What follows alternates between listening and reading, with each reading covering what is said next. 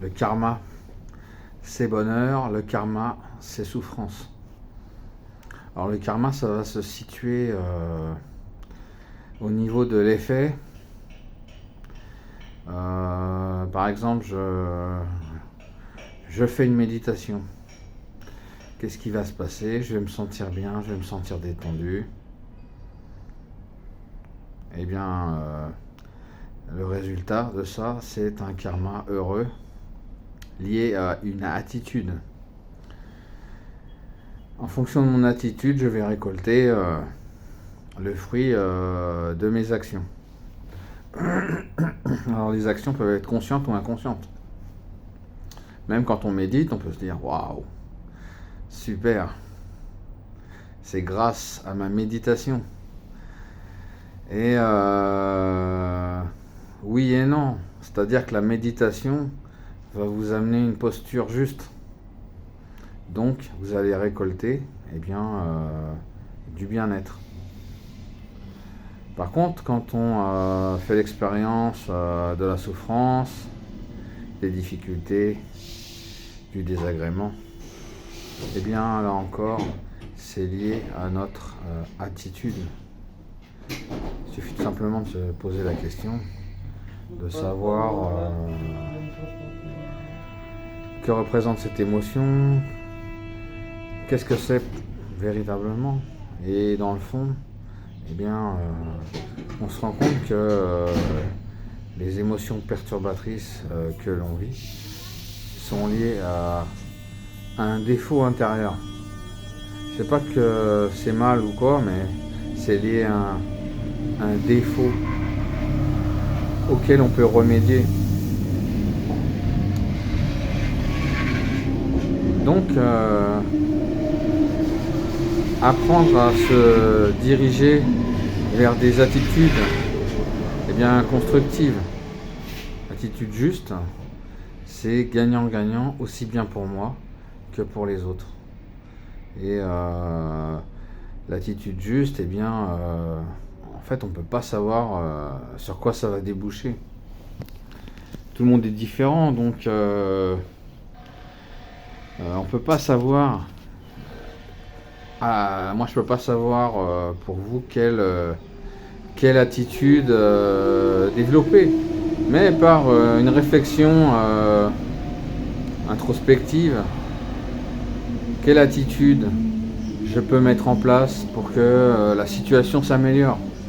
Cherchez pas à savoir le fond de l'attitude.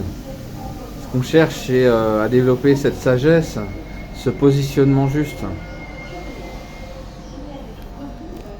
Et donc, on peut transformer nos anciens schémas de pensée juste, parler juste, agir juste. Donc tout ça, c'est l'attitude juste. Et quand on est juste, on est en harmonie. Donc qu'est-ce qu'on récolte? Un résultat harmonieux. Et donc ce résultat, il est lié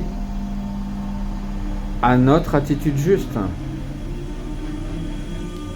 Donc on a la possibilité de s'orienter par une intention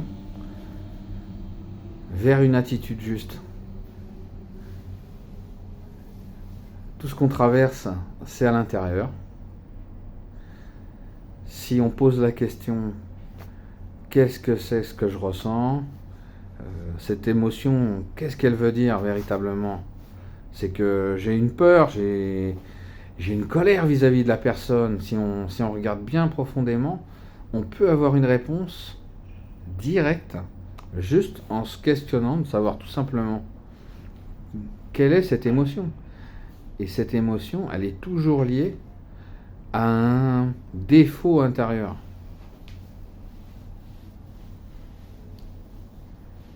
Et c'est ni bien ni mal, c'est tout simplement humain. Mais on peut corriger et à chaque fois amener un petit peu plus de justesse dans nos attitudes. et de toujours aller dans le sens eh bien, de l'amélioration de la situation, de se détendre en même temps, un peu comme un jardinier qui va planter une graine. Voilà, je plante cette graine d'attitude juste, je réfléchis un peu dessus, et après, je lâche prise et je me détends. Et on peut eh bien, se transformer et régler eh bien, tous ces défauts intérieurs. D'une certaine manière, après, on peut trouver que ces moments désagréables de souffrance, eh bien, dans le fond, ils sont là justement pour savoir si on est bien positionné. Si on arrive à régler une difficulté en quelques minutes, eh bien, on peut dire que eh bien, on a trouvé la méthode.